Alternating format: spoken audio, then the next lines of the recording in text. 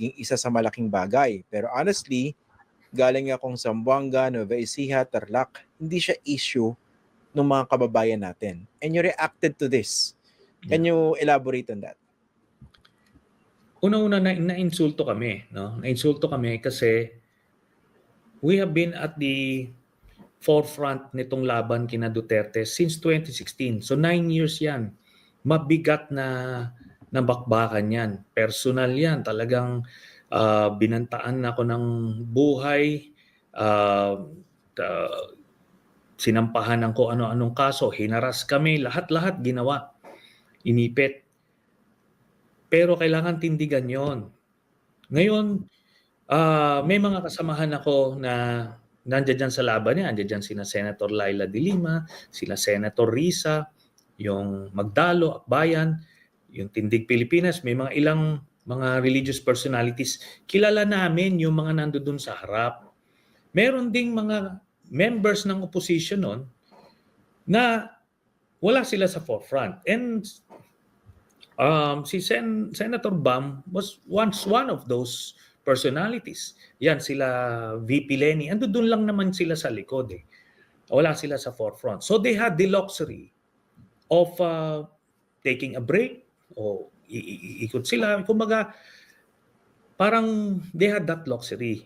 Kaya hindi nila naramdaman yung brunt of yung pinagagawa ng mga Dutertes. Kaya nung sinabi niya yan, hindi niya kinonsider yung naramdaman namin dun sa laban na yon. Hindi niya kasi naramdaman yon dahil nandoon naman siya sa likod all this time. Hindi natin minamaliit yung naging participation niya during the time ni President Duterte, but dun sa laban kay Duterte, talagang wala sila sa forefront. Okay. So nakaka-insulto yung ginawa na yon, na issue to ng mga politiko kasi this is very, very important for us. It is very personal to us kasi alam namin kung ano, what the Dutertes are capable of doing. Nakita nila din yon, di ba? Patayan, grabing korupsyon, nilubog tayo sa utang, hindi marunong mamahala, talagang sindikato lang yung ginawa, yung Alice Go na mga skandalo na yan, yung mga fake passports na yan, POGOs, lahat na, Chinese agents, lahat yan ginawa ng mga Dutertes. Tapos sasabihin mo, issue lang ng politiko. Ngayon, kung makabalik sa pwesto yang si Sara Duterte, whether 2028 or sooner, paano yon? Ano ba to? Issue pa rin ba ng politiko ito? Yun sana sa akin, sabi ko, sana iniisip muna yung pagsalita. Ngayon, na-offend sila na bakit daw bakit daw ako nagalit. Hindi niyo ba naisip muna yon? Yung sinabi niyo kung kagalit-galit yun. Yun. Pero why do you think he said such a thing?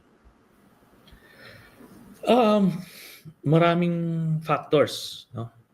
Okay, sige, ngayon na pinag-usapan na rin naman natin. Meron akong mga nababalitang information about the father of Senator Bam Aquino. Etong si Paul Aquino, political operator yan ni GMA. Okay?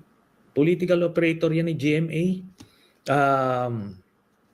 Hindi natin alam kung ano ang mga galawan yan at di natin alam kung nakakalas na ba totally si Senator Bam Aquino dyan sa kanyang tatay. But itong mga statements ito, may pinaguhugutan ito. Kasi hindi lang naman ito naglumabas dito sa statement na ito eh. Statement publicly, he is in a way influencing public opinion. Na parang wala ito. Hindi ito. So, kami baliktad. Ang mensahe namin, nagparali nga kami. Na ito, importante ito. Kailangan natin itong matugunan. At siya, tumatakbo siyang senador, national candidate siya. In fact, ang first act nila, kung magiging mananalo siyang senador, is to be a senator judge. Ganun kaimportante yan. Di ba? Hindi yung mga bills na iniisip nila na ipa-file, kundi yun. Could it be na baka naman he was simply talking about what he was hearing from the ground? Hindi pong pag kinausap yung mga ordinaryong Pilipinong nakakausap niya, talagang hindi sila familiar doon sa issue na impeachment and they don't care. I agree. Tumatakbo ko ng local position, talagang gut issues ang pinag-usapan.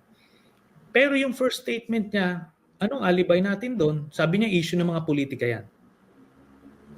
Anong context nun? That is it. Wala na ibang context yun. How do you defend that? Yun ang nakaka-insulto. Yun ang napaka-insensitive.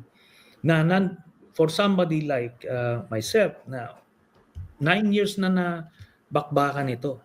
And andoon na kami. Andoon na tayo sa bingit ng tagumpay. Tapos may ganyan. Aba, hindi pa pwede yun. Kaya nga nag-react din ako nung in-accommodate ni VP Leni si Sara Duterte sa bahay niya. Ano yun, di ba? Hindi ba na-consider yun? True enough, nung nakita nilang ganito na ngayon, try doing that again, di ba? So in the end, na-vindicate din yung position natin. Yung iba kasi parang masyado kasing nilalionize nila, nilalagay nila sa pedestal yung kanilang mga iniidolo na parang hindi na pwedeng salitaan, parang hindi na nagkakamali. Hindi, mali ito, kaya kailangan kitang sabihan, i-call out kasi na-insulto mo kami rito. So yun. And kung hindi ako nag-hold back kahit kanino, I'm not going to hold back on anybody. Kilala naman nila ako eh. Okay. Diba? In the meantime, I remember nung binanatan niya yung pakikipagkita ni former VP Leni kay Vice President Sara Duterte, marami rin mga kakamping movement nagalit sa inyo. Ngayon din, nung nag-react kayo dito sa sinabi ni former Senator Bam Aquino, marami rin yung nagagalit sa inyo doon sa hanay na yon. How do you respond to that? Ganito kasi, no? Ano yun? Imbis na kino-call out nyo siya para hindi na nila gawin, parang yung nagko-call out, ang kino-call out nyo, yan yung mga purists na nagka-cancel. Sa akin, it won't stop me from doing these things. Pag sa susunod na gagawin nila ulit yan, makakatikim sila ulit sa akin. Di ba? Kasi sinasabi ko sa kanila na ang pinakang mabigat na kalaban ng ating bansa, ng ating demokrasya ay ang mga Duterte. Karamihan po sa mga nagagalit sa akin, yan yung mga never Marcos na sinasabi nila, yung mga purists na mas mabigat yung gigil nila sa Marcos name than the Dutertes. So they would rather side with the Dutertes in any issue para lang masob yung kanilang ngit-ngit sa mga Marcos. Okay. Sa akin hindi yun eh. Maliwanag sa akin kung sinong threat sa ating demokrasya eh, di ba? So pag hindi maliwanag sa kanila yun, they would be part of the problem. Okay. Pasagot ko na rin isa sa mga binabato sa inyo na sa sobrang galit niyo naman daw sa mga Duterte, naging pro-Marcos na kayo. Ganito, sinasabi ko sa kanila, yung issues nyo against the Marcos administration, valid yan, legitimate yan. By all means, pursue that. Pero yung sa amin dito, yung mission na mawala sa mundo ng politika ng Pilipinas ang mga Duterte para hindi na sila makapagsabog pa ng lagim, yun ang mission namin. Ngayon, kung merong ahadlang dyan, may papasok dyan, kahit kakampi pa sila, pasensya na, pero ano kayo, ilalagay din namin kayo sa lugar.